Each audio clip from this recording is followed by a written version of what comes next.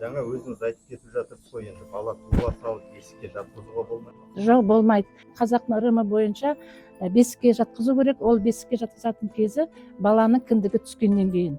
Бесік дейтін өте киелі, құтты не жаңағы мүлік. Бұған дейтін ұрпақтан ұрпаққа өзі дәстүрге сәйкес көп балалар жатып келе жатыр. Бұл бесігімізде бірінші көптен бала жатпағасын, бұны біз ыстық сумен жуып алдық. Бірінші бас жастығы болады, өзінің мына көпешесі болады, мына жаялықтары. Қазақ халқы өте ырымшылмыз, өте жаңағы салт дәстүрлеріміз көп. Соның біреу бізде тыштырма деген бар. Мына аяқ жағында өзінің түбігі болады, мына шүмек болады, осыған салатын.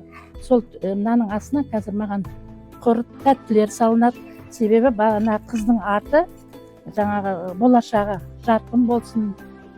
Тышты ма бала, тышты ма? Тышты ма? Оны адыраспанмен де істейді, шырпымен де істейді. Алас, löпәледен қалас. Көзі бардың көзінен алас сақта. Жаңағы сөзі, жаманның сөзінен жақта. Бесікке бөлердің алдында анасы оң жағында отырады. Себебі емізуге де ыңғайлы болады өзіне, мына жағынан байлауына да ыңғайлы болады. Енді бірінші мына аяғы жағын байлаймыз.